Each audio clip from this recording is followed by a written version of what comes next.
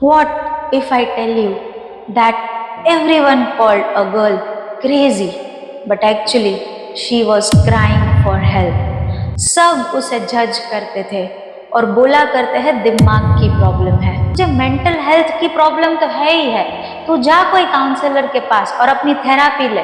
कहीं से भी उसको सपोर्ट नहीं मिल रहा है। बहुत सारे ताने मिले कि तुम पढ़ाई में अच्छी नहीं हो, तुम कोई भी क्रिएटिव काम कर ही नहीं सकती हो, तुम किसी के प्यार के काबिल भी नहीं हो। सब उसे जज करते थे और बोला करते हैं दिमाग की प्रॉब्लम है, बट एक्चुअली दिमाग की प्रॉब्लम नहीं थी। कुछ दिल तो और ही कहना चाहता था, उसे कोई चाहिए था जो उसको समझ सके। Yes, here I will tell you a story of a girl who was 25 years old. वो लड़की बहुत ज़्यादा बातें करती थी, एक टॉपिक से दूसरे टॉपिक पर जंप कर देती थी, कोई कनेक्टिविटी नहीं थी, बट वो लोगों के बीच रहना चाहती थी और वो हिम्मत करते रहती भी थी। लेकिन फिर लोगों ने उसको लेबल्स देना शुरू कर दिया। उसे बोला, तुझे मेंटल हेल्थ की प्रॉब्लम तो है ही है, तू जा कोई काउंसलर के पास और अपनी थेरापी ले। किसी ने बोला, तुझे स्पीच डिसेबिलिटी है। तो वो लड़की को एड्रेस मिला शेपिंग स्किल्स का और वो यहाँ हमारे पास आई और मुझे बोला, रुचिका मैम, मुझे थोड़ा सा स्पीच का प्रॉब्लम है, क्या आप हमें सिखा देंगे? एक दो सेशन के बाद मुझे पता चला मैं उसे डायरेक्टली नहीं बोल सकती that you are having lot of issues. इसीलिए वो लड़की को हमने हमारे जो पब्लिक स्पीकिंग के क्लास थे, स्पोकन इंग्लिश के क्लास थे, वहाँ पर बुलाना शुरू कर दिया। बातों बातों में उसका स्पीच का जो फियर था ना, वो दूर हो गया। उसे पता भी नहीं चल रहा था कि मैं उसका ग्रुप के साथ काउंसलिंग कर रही हूँ। और वो लड़की हमारे पास थोड़ा सा क्लोज आई और मुझे बोला, मैडम कुछ और भी शेयर करना चाहती हूँ। उसने मुझे शेयर करना शुरू किया, अपनी पर्सनल लाइफ, अपने गोल्स, कहाँ पर वो जाना चाहती है, उसके ड्रीम्स क्या है। वहाँ से हमने उसकी जर्नी को शुरू किया। जब हम उनको समझ रहे थे तो हमें पता चला कि प्रॉब्लम उसको कोई स्पीच का है ही नहीं।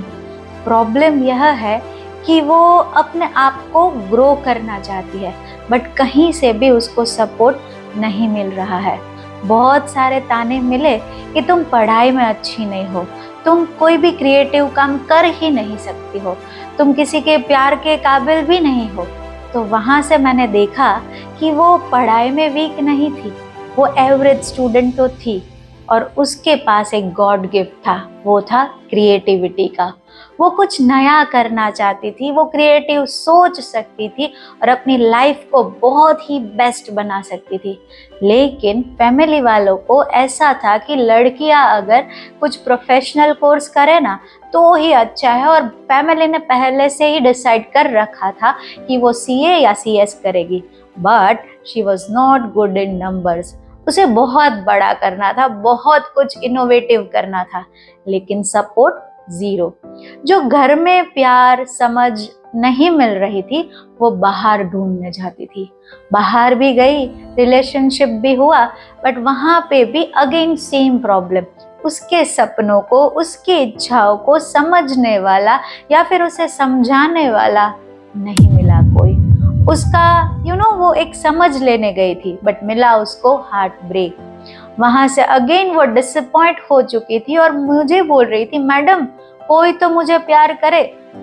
फिर उसको अपने आप पर भी सेल्फ डाउट आने लगा। उसे लगा मैं किसी के लिए काबिल ही नहीं हूँ, मैं कुछ भी नहीं कर सकती हूँ। और हमने उसको एक एक्टिविटी करवाई जिसको हम बोलते हैं सेल्फ अवेयरनेस एक्टिविटी। वो करवा के खुद से प्यार करवाना सिखाया। यहाँ से हमने इंट्रोड्यूस किया सेल्फ लव मेडिटेशन। वो खुद से जैसे जैसे प्यार करती गई, उसके अराउंड बटरफ्लाइज छाने लगे। उसने खुद को समझा, खुद को जाना, बहुत सारी कॉन्फिडेंस बिल्डिंग की एक्टिविटीज करी, उसको हमने जर्नलिंग करवाया और वो लड़की ने फाइनली अपने गोल को अचीव करने का सोच लिया। पहला चीज था, उसने अपने आप को एक्सेप्ट किया। वो जैसी भी है, अच्छी है, वो चीज उसने एक्सेप्ट करी। धीरे धीरे उसको कुछ हमने टेक्निक सिखाई कि आप पेरेंट्स को, रिलेटिव्स को, समाज को कैसे आप अच्छे हैं ये प्रूव कर सकते हैं। लड़की ने हमारी सारी बात मानी और आज वो शादीशुदा है और अपने अच्छे से ससुराल में प्रोफेशनली भी वर्क कर रही है। वो अपने आप में फाइनेंशियली इंडिपेंडेंट है, सबको खुश भी रखती है और सबसे मेन चीज वो अपने आप की वैल्यू करती है। जब आप अपनी खुद की वैल्यू करते हो ना तो दुनिया तो आपको प्यार देती ही है, because you all are the chargers. सामने वाले मोबाइल फोन है तो अगर मोबाइल फोन को चार्ज करना है तो चार्जर ओरिजिनल होना बहुत ही जरूरी है, क्योंकि अगर हम अपना ओरिजिनलिटी नहीं दिखाएंगे तो ऑब्वियसली मोबाइल तो बिगड़ ही जाएगा। इसीलिए वो लड़की की तरह जो भी ये स्टोरी सुन रहा है, मैं बताना चाहती हूँ, dear friends, dear family, dear all the people in the society, please support a person. आप उसका बॉडी शेमिंग भी मत करो। आपके फ्रेंड्स भी शायद बहुत ही मोटे या पतले होते हैं तो वहां पर भी आप बोलते हो बहुत मोटी है, पतली है, या फिर कुछ भी पेट नेम्स देने लगते हो, but no, that is not required. उसे बहुत ही शेम फील होता है। आप उसको समझो वो कहना क्या चाहता है। सिर्फ बोला ना किसी ने कि every listener also needs a listener. वो सुन तो सकता है बट वो अपनी बात किसे बताएगा। तो आप किसी के लिसनर बनो, किसी को कॉम्प्लीमेंट दो, किसी को समझने का इतना ट्राई करो कि उसकी लाइफ हमारी वजह से बेटर बने, ना कि वो डिग्रेड हो। Thank you so much. और आप भी ऐसे कोई पर्सन को जानते हो जिसको हेल्प की ज़रूरत है तो वो हमें कांटेक्ट कर सकता है। Thank you.